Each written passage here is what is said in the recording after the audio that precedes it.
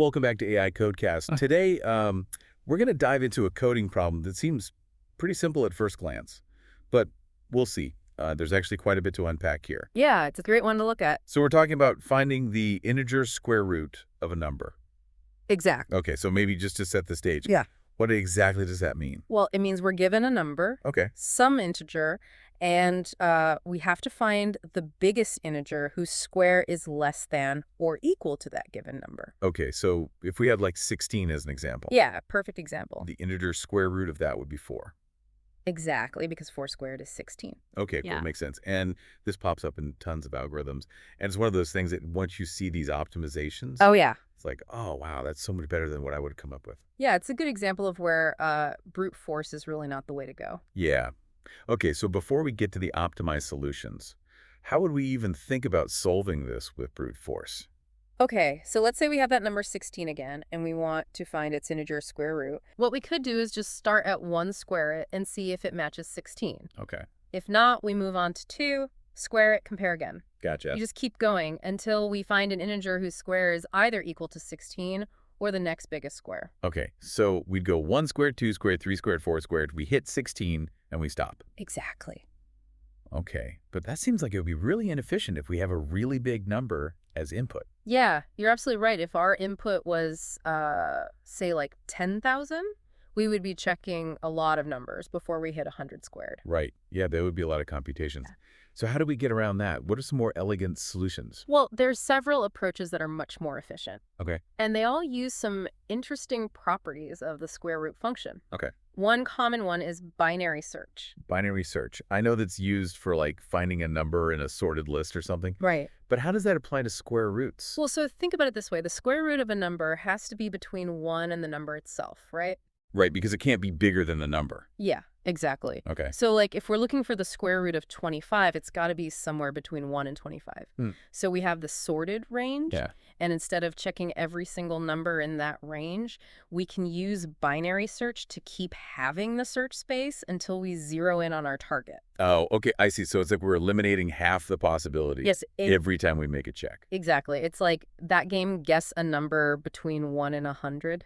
Yeah. You know, you always start by guessing 50. Right. To cut it in half. Yeah, and we keep doing that. Cool. Until we get really close to the actual square root. Okay, so what happens if the number we're trying to find the square root of isn't a perfect square? Like, what if it's 10? That's where the integer square root part comes in. Okay. We're looking for the largest integer whose square is less than or equal to our target number. Right. So for 10, the integer square root would be 3. 3 because 3 squared is 9. Exactly. Okay. Which is the largest square that's less than 10. Okay, so even if the number doesn't have a perfect square root, Right. this binary search can still help us efficiently find the closest integer square root. Exactly. Okay.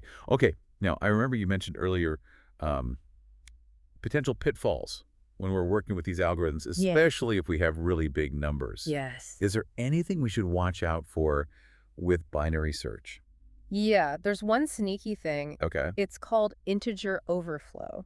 Integer overflow. What's that? So computers have a limited range for storing integers, right? Right. So if we're not careful, our calculations can exceed that limit, and then we get some weird results. Okay. And this can happen especially when we're dealing with squares because they can grow very quickly. Right. So if we're squaring a really big number and it goes beyond what the computer can store, then we're in trouble. Exactly. And in binary search, we're repeatedly calculating these midpoints. Yeah. If the numbers are large enough, adding them together to find the average could cause an overflow. Oh, I see. So we have to be careful about how we're calculating that midpoint. Yeah. Actually. Okay, so how do we avoid this integer overflow trap? So there's a trick when calculating the midpoint. Okay. Instead of adding the left and right bounds and dividing by 2, we can use a slightly different formula. Okay. It's left plus right minus left divided by 2. Okay. It's mathematically the same, Okay. but it helps us avoid that potential overflow issue. So it's like we're taking smaller steps Yeah. to get to the same result. Exactly. Okay, well, that's good to know. I'll keep that in mind for when I'm implementing this. Yeah.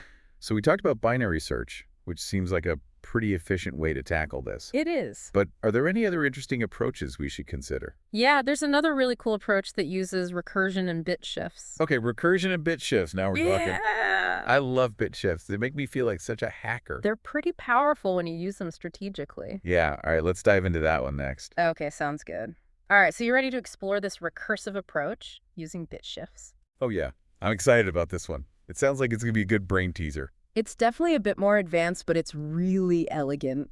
All right, all yours. So at the heart of this approach is recursion. Basically breaking down a problem into smaller, self-similar subproblems. Okay, so we're taking this big square root problem Right. and chopping it up into like little baby square root problems. Exactly. And those smaller problems are essentially the same as the original problem. Okay. Just with smaller inputs. Okay. And this lets us define something called a recursive relationship. A recursive relationship. What's that?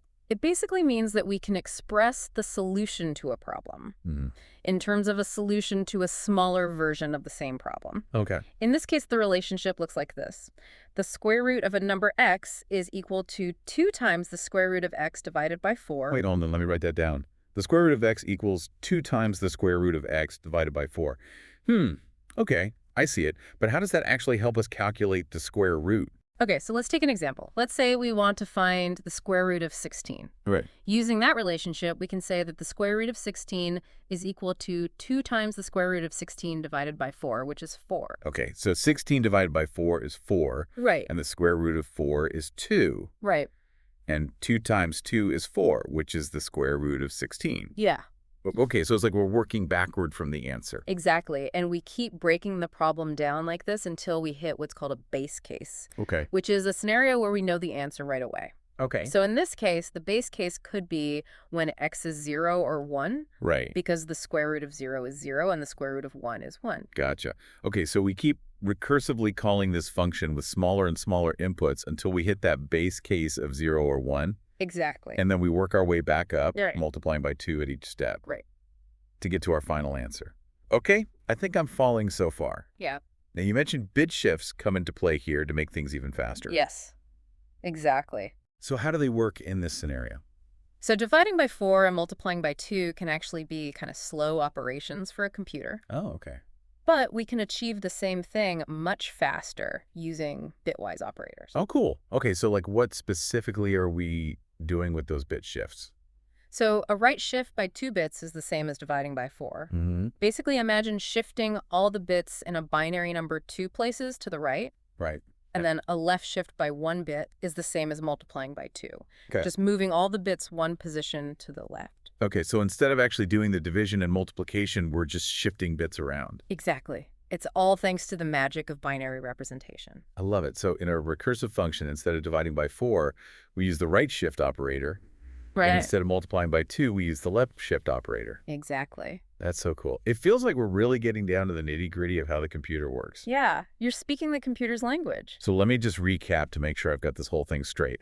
We have our recursive function that keeps calling itself with a right-shifted input, basically dividing by 4, till we hit that base case of 0 or 1. Right. And then as we come back up from all those recursive calls, Yeah. we left shift the result, effectively multiplying by 2 to get to our final square root. Did I get that right? You nailed it. You've got a solid understanding of this recursive approach with bit shifts. It's pretty mind-bending, but I'm starting to see the elegance of it. It's definitely a cool solution. Now, speaking of elegant solutions, Yeah. you mentioned another approach we could use called Newton's method. Right. And I've heard this one is known for its speed. It is very fast. So I'm curious to learn more about how it works. Yeah. Newton's method is a very powerful technique, and it takes a totally different approach. It's an iterative method that refines a guess. Okay. Until it basically converges on the actual square root. Newton's method, like the guy with the apple. Yeah. I didn't realize he was into square root algorithms too. He was quite the polymath. His contributions are all over math and physics. Okay, so how does this Newton's method thing actually work for finding square roots? So think of it like this.